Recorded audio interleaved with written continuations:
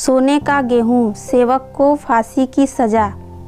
अकबर के महल में कई कीमती सजावट की वस्तुएं थीं, लेकिन एक गुलदस्ते से अकबर को खास लगाव था। इस गुलदस्ते को अकबर हमेशा अपनी पलंग के पास रखते थे। एक दिन अचानक महाराज अकबर का कमरा साफ करते हुए उनके सेवक से वह गुलदस्ता टूट गया। सेवक ने घबराकर उस गुलदस्ते को जोड़ने की बहुत कोशिश की, लेकिन नाकाम रहा। हार कर उसने टूटा हुआ गुलदस्ता कूड़ेदान में फेंक दिया और दुआ करने लगा कि राजा को इस बारे में कुछ पता न चले। कुछ देर बाद महाराज अकबर जब महल लौटे तो उन्होंने देखा कि उनका प्रिय गुलदस्ता अपनी जगह पर नहीं है। राजा ने सेवक से उस गुलदस्ते के बारे में पूछा तो सेवक डर के मारे कांपने लगा।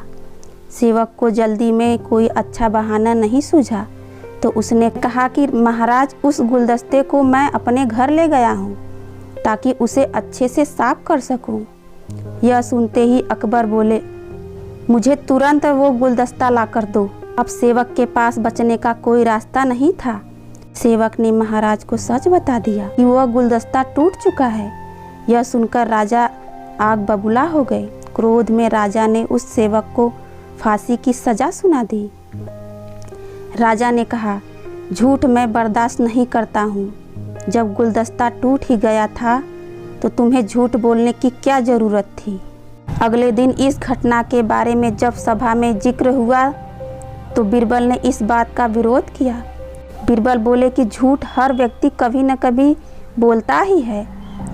किसी के झूठ बोलने से अगर कुछ बुरा या गलत नहीं होता है तो झूठ बोलना गलत नहीं है।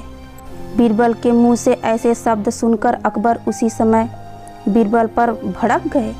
उन्होंने सभा में लोगों से पूछा कि कोई ऐसा है यहाँ जिसने कभी झूठ बोला हो। सबने राजा को कहा कि नहीं, वो झूठ नहीं बोलते हैं। यह बात सुनते ही राजा ने बीरबल को राज्य से निकाल दिया। राज दरबार से निकलने के बाद बीरबल ने ठान ली कि वो इस बात को साबित करके रहेंगे कि हर व्यक्ति अपने जीवन में कभी न कभी झूठ बोलता ही है। बीरबल के दिमाग में एक तरकीब आई, जिसके बाद बीरबल सीधे सुनार के पास गए।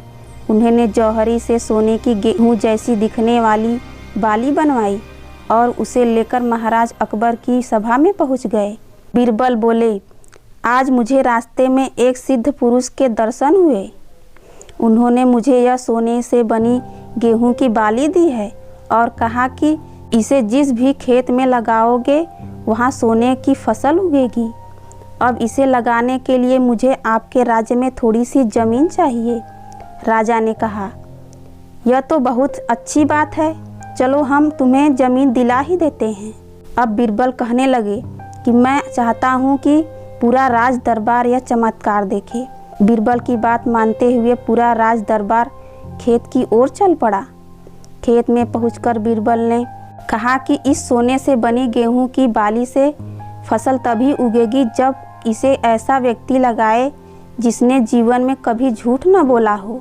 बीरबल की बात सुनकर सभी राज दरबारी खामोश हो गए और कोई भी गेहूं की बाली लगाने के लिए तैयार नहीं हुआ।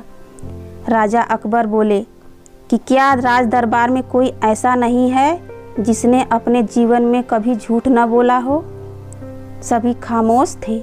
बीरबल बोले, जहाँ पना अब आप ही इस बाली को खेत में लगा दीजिए।